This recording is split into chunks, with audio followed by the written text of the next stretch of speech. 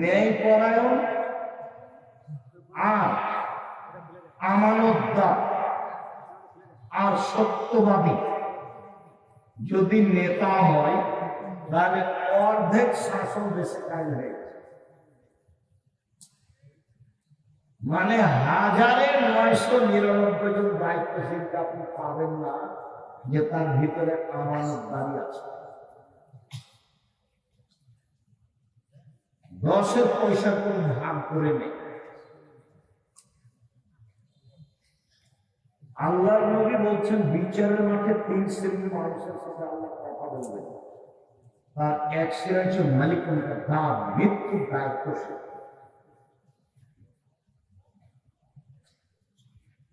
হিংসা নেই যার, সেই হচ্ছে স্বচ্ছ।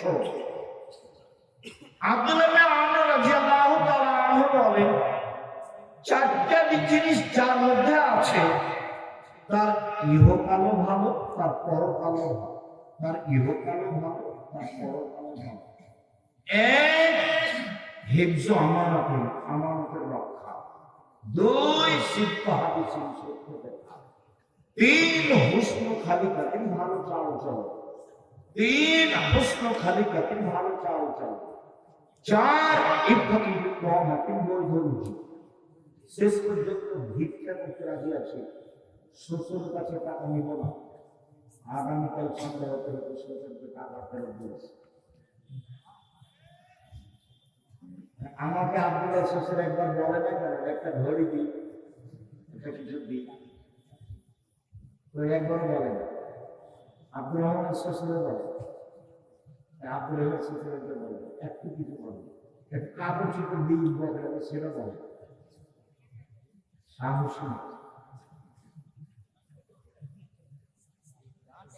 আমাকে এ যাবৎ আমি কোনো মসজিদে গেছি খুতবা দিতে, সেই মসজিদের সভাপতি সেক্রেটারি আমাকে কিছু বলবে, এরকম সাহসের সভাপতি সেক্রেটারি আমি 90 সাল থেকে এ যাবৎ দেখি। আমি কোনো জালসায় গেছি, কেউ আমাকে কিছু বলবে যে এটা আপনি করেন বলেন, আমি 90 সাল থেকে এখন পর্যন্ত এরকম দেখি। এই 2-3 দিন আগে কোথায় কথা বলতে গেছিলাম, তো এমপিএস সেটা বলছে মধ্যে একটু সময় চাচ্ছে, সেটা তোমার সাহসটাই অন্যায় হয়ে একজন এসে বলছে। আমি আব্দুল রাজ্জাক বিন ইউসুফ বক্তব্য দিচ্ছি, আর একজন আমার বক্তব্যের মধ্যে কথা বলবে, এই কথাটা বলার অপরাধ, এই কথা বলার অপরাধ। আল্লাহ আমাকে এখন এরকম পিছিয়ে নিয়ে যায়। সম্মানিত দিন ভাই, আমি ভালো অবস্থায় আছি। কোন সময় আমাকে পিছনে যাওয়া আমি দেখতে পাই। জামিয়া সালাফের দামি করা কবার আছে 50 বিঘা জমি, জামিয়া সালাফের রোপণ নামেন 100 বিঘা জমি, কত? 100 বিঘা। যেটা ভাবাই মুশকিল, ভাবাই মুশকিল। যেটা মহিলা সাহেবের 70 বিঘা জমি, যেটা দিনাজপুর সেটা 20 বিঘা জমি, আর অনেক জেলাতে জমি। বরিশালে চলমান, চট্টগ্রামে চলমান, রাজশাহীতে চলমান, ময়মনসিংহে চলমান, ঢাকায় চলমান, বগুড়া তো আরম্ভ হবে। কোথায় যেন আশেপাশে জমি আছে, সাবধান ইনশাআল্লাহ। 700 বছর চলে, 700, 2-1টা নয়, 16 থেকে 20,000 পত্রিকা থাকে। আর ইতিসাম পত্রিকা আছে, তারপর কিশোরী পত্রিকা আছে, আরবি পত্রিকা আছে, অনলাইন আল ইতিসাম টিভি আছে, খরচে হাসানোর ব্যবস্থা আছে, অসহায় মানুষের পাশে দাঁড়ানোর ব্যবস্থা আছে। আলহামদুলিল্লাহ। সম্মানিত দিনী ভাই, আমি যেটা দাবিতে রেখেছি সেটা দোয়া, যেখানে দোয়া করবেন আল্লাহ তুমি জামিয়া সালাফের কবুল করুন।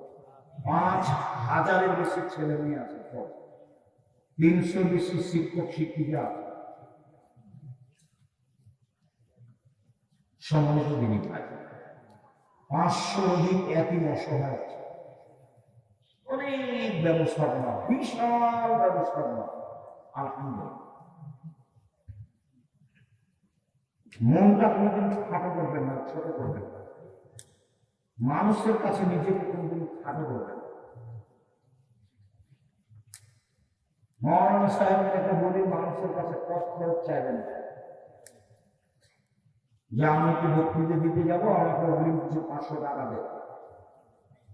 পথ খরচ চাইবেন না, ওর কাছে জিম্মি হতে হবে। দাওয়াতি কাজ, যাওয়ার সময় তার কাছে টাকা নেওয়ার জন্য বসে থাকতে হবে। গাড়িতে উঠে গাড়িটা কামড়েও দেখা যায় কি হয়, চিন্তা নেই, পরের দিন আপনার কাছে যাবে। আর নাই গেল কি আছে। মৌলানা সাহেবরা নিজেকে বিক্রি করে দিচ্ছে, 95% বক্তা মৃত্যু। সত্য তদন্ত করে আরো বাড়ে, 98% বক্তা মৃত্যু। আল্লাহর উপর ভরসা করে চলবে। উপরে ফাইসালা হলে নিচে সহজ, উপরে ফাইসালা না হলে নিচে কঠিন। শ্বশুরের কাছে টাকা নিয়ে একসঙ্গে পাঠানোর চেষ্টা করবো না, ভুল হিসাবে। ফার্নিচার আগামীকাল ফেরত দিন, খাটখাটটা চক্ষু বাক্স দাম নিয়ে ফেরত দিন। ইফাতুল বিক্রমাতির বৈধ রুচি। রাসূল সাল্লাল্লাহু আলাইহি ওয়াসাল্লাম বলেন, তাকে জিজ্ঞাসা করল, আল্লাহর নবী, মানুষ সবচেয়ে বেশি বেশি জান্নাতে যায় কি পদ্ধতিতে, কিভাবে সবচেয়ে বেশি জান্নাতে যাবে? তখন আল্লাহ রাসূল বললেন, হুসনুল খুলুক, ভালো চাল চলন যার, তারাই বেশি জান্নাতে যাবে। রাসূল সাল্লাল্লাহু আলাইহি ওয়াসাল্লাম বললেন, পৃথিবীর মানুষ শোনো, আমি জান্নাতুল ফেরদাউস নিয়ে দেব ভালো চাল চলন যার তাকে। তিনি বললেন, আনা যাইনু বাইতিন ফিরাবাজিল জান্নাহ লিমান তারাকাল মেরাহ ওয়া ইন কানা মুহিক্কান। পৃথিবীর মানুষ শোনো, তোমরা যদি তর্ক ছেড়ে দাও, সত্য হলেও তর্ক। আপনারা হিসেবে এটা বলেছেন, আরে না এটা বলেছেন, আরে না এটা বলেছেন। আসসালামু আলাইকুম, আমি গেলাম, আপনি থাকেন, আমি তর্ক করতে রাজি না। আল্লাহ নবী বলছেন, একে আমি জান্নাতে একটা ঘর নিয়ে দেব। আবার তিনি বলছেন, ওয়ালা যাইনু বাইতিন ফিরাবাজিল জান্নাহ লিমান তারাকাল কিবরা ওয়া ইন কানা মাজি। মজাক করে হলে যে মিথ্যা কথা বলবে না, আমি মুহাম্মদ সাল্লাল্লাহু আলাইহি ওয়াসাল্লাম তাকে একটা জান্নাতে ঘর দিয়ে দেব। তিনি বলেন, ওয়া আলাল জান্নাহ লিমান হাসানা খুলুকাহু। পৃথিবীর মানুষ যে চাল চলন ভালো করবে, আমি মুহাম্মদ সাল্লাল্লাহু আলাইহি ওয়াসাল্লাম তাকে জান্নাতুল ফেরদাউস নিয়ে দিব। কিভাবে নিয়ে দেবে সেটা আমার ব্যাপার। আল্লাহ নবী মুহাম্মদ সাল্লাল্লাহু আলাইহি ওয়াসাল্লাম তার চাচাকে বলছেন, চাচা লা ইলাহা ইল্লাল্লাহ বলেন না, খালি বিচারের মাঠে কিভাবে জান্নাতে নিয়ে যাই সেটা দেখবো আমি। তর্ক করা লাগে আমি করব, ঝগড়া করা লাগে আমি করব, আপনি খালি বলেন লা ইলাহা ইল্লাল্লাহ, বাকিটুকু দেখে দেবে। আবু জাহাল বলছে যে শেষকালে ধর্ম ত্যাগ করে মরিয়েন না, নইলে কিয়ামত পর্যন্ত মানুষের নিন্দা করবে। তখন বলছেন, ভাতিজা তোমার কথা মানতে পারলাম না, শেষকালে ধর্ম ত্যাগ করে যেতে রাজি নয়। কয়েকদিন পরে মারা গেল। আলী রাদিয়াল্লাহু আনহু বলছেন, আপনার চাচা মারা গেছেন, কি করবেন? আরে আমার চাচা মারা গেছে, তাতে কি হবে? যাও মাঠে নিয়ে গিয়ে গর্ত করে মাটিতে পুঁতে দাও, তার জানাজা হবে না, তার কাফন কাফন হবে না, তার গোসল হবে না, তাকে মাটিতে নিয়ে গিয়ে পুঁতে দাও, হিন্দুদের মতো সরকার গাড়ি পুঁতে দাও। হাদিস মুসলিম। লা ইলাহা ইল্লাল্লাহর দাম অনেক দাম। আল্লাহ রাসূল বলেছেন, লাক্কাল মাউতাকুম লা ইলাহা ইল্লাল্লাহ। জান যায় যায় মরে মরে, জান যায় যায় মরে মরে, তার পাশে পরমাজি পড়িও না, তার পাশে বলো লা ইলাহা ইল্লাল্লাহ। কেন? মান কানা আখিরু কালামি লা ইলাহা ইল্লাল্লাহ, কারো যদি শেষ জীবনে লা ইলাহা ইল্লাল্লাহ হয় তাহলে সে জান্নাতে চলে যাবে। বলেছিলেন চাচা লা ইলাহা ইল্লাল্লাহ বলেন, বাকিটুকু আমি দেখবো। মুহাম্মদ সাল্লাল্লাহু আলাইহি ওয়াসাল্লাম বলছেন, চাল চলন ভালো যাক, জান্নাতুল ফেরদাউস আমি নিয়ে দিব তাকে। কিভাবে নিয়ে দিব সেটা আমার ব্যাপার। তিনি বলছেন, শুনো, মাইয়াজমান বি মান বাইনাল বাইহি ওয়া বাইনাল হিজলাইহি আল্লাহু জান্নাহ। কেউ যদি মুখ কন্ট্রোল করে, মানুষের বিরুদ্ধে না যায়, বদনাম গীবত না করে, আর জেনায় লিপ্ত না হয়, আমি মুহাম্মদ সাল্লাল্লাহু আলাইহি ওয়াসাল্লাম জিম্মেদার। জান্নাত নিয়ে দেওয়ার জিম্মেদার বুখারী মুসলিম। আমি জান্নাত নিয়ে দেব। কিভাবে নিয়ে দেব সেটা আমার ব্যাপার। মুখে মানুষের বদনাম গীবত করে না, মানুষকে খাটো করে না, জীবনে প্রতিশোধ নিয়ে দেব। প্রতিশোধ নেই, বদনাম গীবত নেই। দেখেন, চেষ্টা করেন শিখা যায় কিনা। মানুষই শিখতে পারবে। কে শিখতে পারবে? মানুষ শিখতে। পশু প্রাণী পারবে? পশু প্রাণী পারবে। সম্মানিত আবু হুরায়রা রাদিয়াল্লাহু তাআলা আনহু বলেন, রাসূল সাল্লাল্লাহু আলাইহি ওয়াসাল্লাম বলেছেন, রাহিমু শাহরাতুল মিনার রহমান, ভালো চাল চলন রহমান থেকে বের হয়েছে। রহমান বলেন, আল্লাহ বলেন, হে ভালো চাল চলন, মান ওয়াসালাকে ওয়াসালতাহু, মান কাতাকে কাতাতাহু। তোমাকে যে নিবে আমি আল্লাহ তাকে নিব, তোমাকে যে ছেড়ে দিবে আমি আল্লাহ তাকে ছেড়ে দেব। ভালো চাল চলন নেই যা আল্লাহ নেই তার, ভালো চাল চলন আছে যা আল্লাহ আছে তার। ভালো চাল চলন আল্লাহর আরশকে এইভাবে ধরে ঝুলন্ত অবস্থায় দিয়েছে। ভালো চাল চলন কথা বলতে পারে, ভালো চাল চলন কথা বলতে পারে। আল্লাহর আরশ ধরে ঝুলন্ত অবস্থায় ভালো চাল চলন বলছে। পৃথিবীর মানুষ মান ওয়াসালানি ওয়াসালাহুল্লাহ, মান কাতানি কাতাহুল্লাহ। যে আমাকে ছেড়ে দিবে আল্লাহ তাকে ছেড়ে দিবেন, যে আমাকে নিবে আল্লাহ তাকে নিবেন। হাদিস বুখারী মুসলিম। ভালো চাল চলন আছে যার আল্লাহ আছে তার, ভালো চাল চলন নেই যার আল্লাহ নেই তার। নোমান ইবনে বাশির রাদিয়াল্লাহু তাআলা আনহু বলেন, রাসূল সাল্লাল্লাহু আলাইহি ওয়াসাল্লাম বলেছেন, আল মুমিনুনা কারাজুলিন ওয়াহিদ। সারা পৃথিবীর মুমিন মুসলমান একজন। এইবার আপনাকে দল সংগঠন থেকে ফিরে আসতেই, নির্বাচন থেকে দল করা থেকে ফিরে আসতেই। দেখ, সারা পৃথিবীর মুসলমান একজন। চোখে ব্যথা হলে সারা শরীরে ব্যথা, মাথায় ব্যথা হলে সম্পূর্ণ শরীরে ব্যথা। মানে চোখে ব্যথা হলে সম্পূর্ণ শরীরে ব্যথা বুঝে। মানে একজন মুসলমান বিপদে পড়লে সবাই বিপদে পড়ে। একজন মুসলমানের সমস্যা হলে সবাই পাশে থেকে বলে, কি হয়েছে, কি হয়েছে বলো, কি সমস্যা? ছেলে অসুস্থ, অ্যাম্বুলেন্স নিয়ে আসতো, ডাক্তার ডেকে নিয়ে আসতো, কি করতে পারো, টাকা লাগবে। একজন আরেকজন। আর যদি বিপদে পড়ে বলে যে ঠিক হয়েছে, তাহলে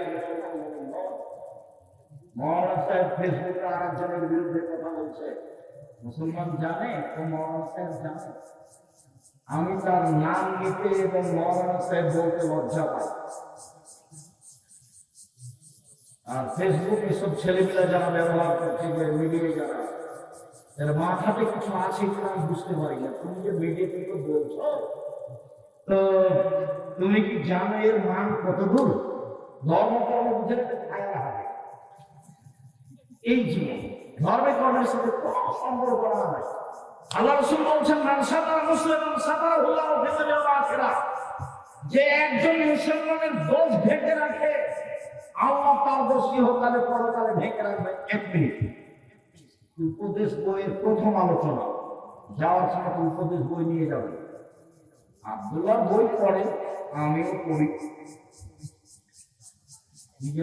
আল্লাহর পথে যাত্রা, সেইটা পড়ে। তারপরে হাদিস মানতেই হবে। ওই যে বুখারী ব্যাখ্যা মিন্নাতুল বারী পড়ে, তো উপদেশ বইয়ের প্রথম আলোচনাটা পড়ে, প্রথম আলোচনা একটা হাদিস আছে। হাদিসে হচ্ছে আল্লাহ বিচার করতে একটা মানুষকে তার বাহুকে ঢেকে নিবে, এদিকে দেখে বাহুকে ঢেকে নিয়ে আল্লাহ তাআলা ওকে করতে বলবেন। দেখো তো তুমি করতে বলবো না, তাকে বলবেন যে দেখো তোমার আমল নামায় কি,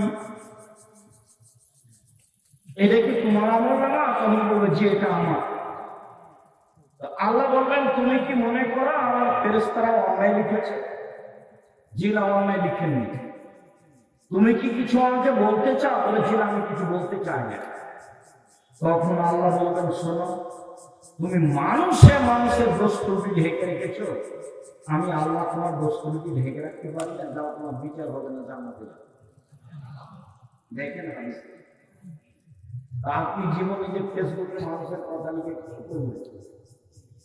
আবার মানুষের বলে যে আপনি নাকি মদিনা বিশ্ববিদ্যালয় থেকে পড়ে এসেছেন, আর কেন বুঝলাম না। সম্মানিত দিনী ভাই, রাসূল সাল্লাল্লাহু আলাইহি ওয়াসাল্লাম বলেন ইন্না ফি জান্নাতি লাগুরাব, জান্নাতে কতগুলো ঘর রয়েছে খুব উন্নত মানের পদার্থের, যার বাহির থেকে ভিতর দেখা যায়, ভিতর থেকে বাহির দেখা যায়, খুব টক করছে। সাহাবীগণ বলেন আল্লাহ রাসূল এত দামি ঘর কে পাবে? আল্লাহ রাসূল উত্তরে বলেন এবং আলামুল কালামা, যার স্বভাব ভালো নরম, যার চাল চলন ভালো সেই পাবে। ভালো চাল চলন দিয়ে সবচেয়ে দামি জান্নাত পাওয়া যাবে। ভালো চাল চলন দিয়ে একসাথে দুই নেকি হয়। আয়েশা রাদিয়াল্লাহু তাআলা আনহা বলেন ইন্নামাল মুমিন ইয়াজুদু হুসনা খুলুকিহি দারাজাত সাইয়্যিদুল কায়েম, নিশ্চয় মুমিন পুরুষ নারী ভালো চাল চলন দিয়ে দুইটা নেকি পাবে। এক, নিয়মিত তাহাজ্জুদ পড়লে যে নেকি হয়। দুই, নিয়মিত সিয়াম রোজা থাকলে যে নেকি হয়। তাহাজ্জুদ আর রোজা, সিয়াম, এই দুটার সমন্বয়ে যত নেকি, ভালো চাল চলনের মতো নেকি। সম্মানিত রাসূল সাল্লাল্লাহু আলাইহি ওয়াসাল্লাম বলেন অসহায় মানুষের সাথে যে সদাচরণ করবে সে একসাথে তিনটি আমলের নেকি পাবে। এক, জিহাদ করে যে নেকি পাবে। দুই, নিয়মিত সিয়াম রোজা থেকে যে নেকি পাবে। তিন, নিয়মিত তাহাজ্জুদ করে যে নেকি পাবে। এর নাম ভালো চাল চলন। ভালো চাল চলন পৃথিবীতে একটি ব্যতিক্রমী ব্যাপার। ভুলেও কোনোদিন মানুষের বিরুদ্ধে যাবেন না। আবু মুসা আশআরী রাদিয়াল্লাহু তাআলা আনহু বলেন আল মুমিন বিল মুমিন কাল বুনিয়ান, একজন মুসলমান আরেকজন মুসলমান প্রাচীরের মতো এভাবে দেখা যায়। একটা ইট যেমন আরেকটা ইটকে ধরে। ভালো চাল চলনের বিষয়টি আপনাদেরকে আন্তরিকভাবে ভাবার অনুরোধ জানিয়ে সমাজে নিজে ভালো চাল চলন বাস্তবায়ন করার আন্তরিকভাবে অনুরোধ জানিয়ে আজকে যেসব আলোচনা হলো সেগুলো মেনে চলার অনুরোধ জানিয়ে যেসব বই পুস্তকগুলি আছে জামিয়া সালাতের পক্ষ থেকে গুরুত্বপূর্ণ বই আছে ফাতোয়া শরীফ, এতে প্রায় 1000 ফতোয়া আছে। আর আব্দুল্লাহ বই আছে আল্লাহর পথে যাত্রা, আর আব্দুল রহিমের বই আছে রাসূল দেখতে যেমন ছিলেন, খুব গুরুত্বপূর্ণ। আর মাসিকা বিশ্লেষণ সবাইকে নিতে হবে। আর দেখেন আমি হাতে নাতে চেষ্টা করেছি সালাতের উপরে বই লেখা, নামাজের উপরে দোয়ার বই, এগুলো আপনাদের জন্য বিশেষ হলো ফাতোয়া সিরিজ আর আল্লাহর পথে যাত্রা, সাথে সাথে উপদেশ এবং সালাতের বই, এগুলো নেওয়ার আন্তরিকভাবে অনুরোধ জানিয়ে আপাতত আজকের মতো কথা এখানে শেষ করছি। আল্লাহ আমাদের যারা মারা গেছে তুমি তাদের কবরের সৃষ্টি মাফ করো। আমরা যারা অসুস্থ তুমি তাদের আরো প্রদান করো। আমরা যারা বেঁচে আছি তুমি তাদের তোমার দরবারে এই দাবি দাওয়া রেখে আজকের আলোচনা এখানে শেষ করতে যাচ্ছি। সবাই বইগুলো নিয়ে যাবেন, কেউ খালি হাতে যাবেন না। এটা একটা বড় দাওয়াতি মাত্র। যেতে যেতে টাকা শেষ হয়, কাজে এইসব বই পুস্তক মূল্যায়ন করবেন। মসজিদের জমির মধ্যে একজনের জমি আছে, সে ব্যক্তি উক্ত জমির দাবিদার। এমন অবস্থায় উক্ত মসজিদের সালাত হবে কি? যদি অর্থ না দেয় তাহলে এটা বাদ দিয়ে অন্য জায়গায় মসজিদ করে দেখেন অর্থ দেবে কিনা, চেষ্টা করেন। না দিলে বাদ দিতে হবে, এখানে সালাত আদায় করা হবে না। আমার খুব ইচ্ছা হচ্ছে, হজে যাওয়া। তাই হজের জন্য প্রতি মাসে নির্দিষ্ট পরিমাণ কিছু টাকা জমা রাখবো। কোথায় রাখলে ভালো হয়? এত বড় পরিকল্পনা করা হবে। হজ টাকা হলে করতে হয়, তাহলে করতে হয়। টাকা নেই, তার খরচ হয়নি।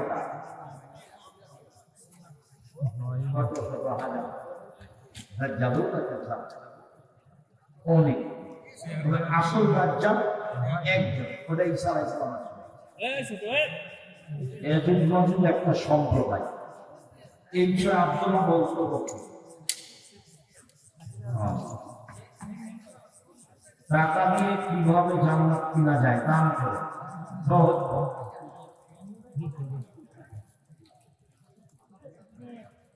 কিস্তিতে টাকা নেওয়ার পর মারা গেলে যদি কিস্তি থেকে ঋণের টাকা মাফ করে দেওয়া হয়, তাহলে পরকালে মাফ পাওয়া যাবে?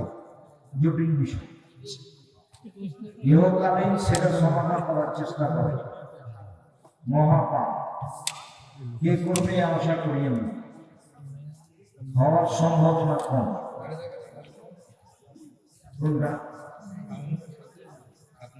আমার গ্রামের 13টি মসজিদ, সবগুলিতে ইমাম মুসল্লি সবাই বিদ্যুৎ,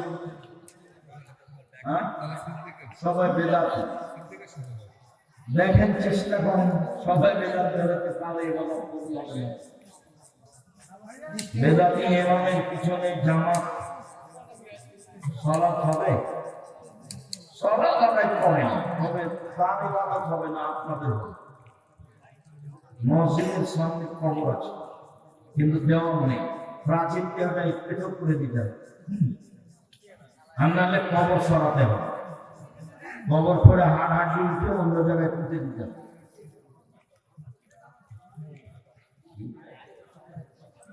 চোখের পাপ থেকে বেঁচে থাকার উপায় কি?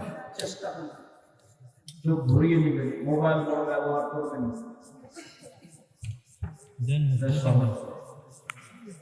সাহেব, আমি গোপন গুনায় জড়িত, গুনাহ করি, তওবা করি, আবার গুনাহ করি। খুব বেশি কান্নাকাটি করো, কোরআন তেলাওয়াত করো, শক্ত হওয়ার চেষ্টা করো। যখনই আবার পড়াতে যাচ্ছে, তখনই বলা যে শয়তান চলে এসেছে,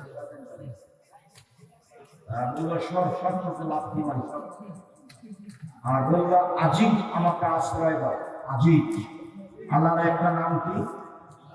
আজিজ। আজিজ, তুমি আমাকে আশ্রয় দাও। পড়া করুন। আমাদের মসজিদের ইমাম সাহেবকে খুতবার মধ্যে ইসলামিক গান, গজল, নাসিদ প্রতি জুমায় পাঠ করতে দেখি। না করাই উত্তম। নাসিদ তো এমনি অনেকটাই মসজিদে বলাই যায় না, তারপরেও হয়তো ইসলামী বলা গেলেও খুতবার সময় বলবেন 10-12টা হাদিস মুখস্থ করবেন, 2টা আয়াত মুখস্থ করবেন, অনুবাদ করে দিবেন। খুতবার আগে 5টা, পরে 4টা, এই 9টা হাদিস আর 2টা আয়াত বাস দিয়ে সালাম দিয়ে নেমে যাবে। খুতবা হয়ে গেল সুন্দর। রাসূল সাল্লাল্লাহু আলাইহি ওয়াসাল্লাম সব পায়খানাকে সুগন্ধময়, এই কথা নয়।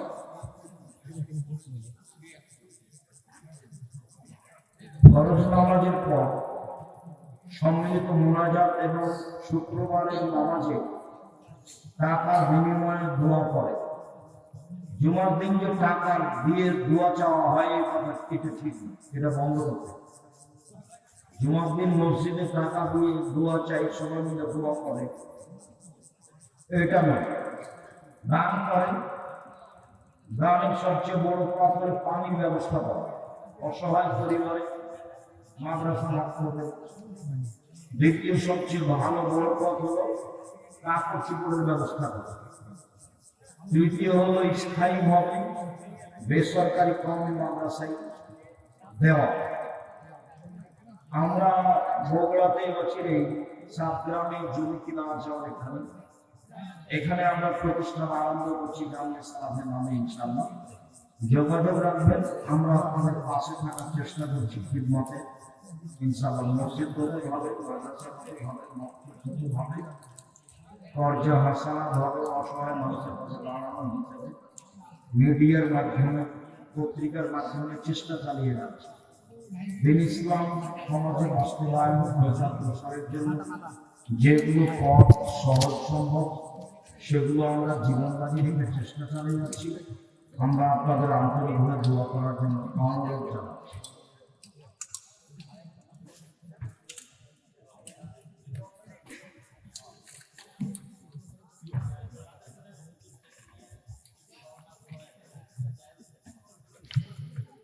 বিবাহ পড়ালে ছেলের জন্য বাপ লাগে না, জরুরি না, ওটা মেয়ের জন্য ব্যাপার। পরিবেশ যদি ছেলের পিতা নিজে থেকে বিবাহ না হয় তো ছেলে বিবাহ করতে পারে, মেয়ের পিতা থাকতে হবে। না থাকবে তাহলে তার চাচা থাকবে, তার দাদা থাকবে, তার বংশের যে থাকবে, তার বংশের প্রেসিডেন্ট থাকবে, চেয়ারম্যান মেম্বার যারা গ্রাম সরকার তারা থাকবে।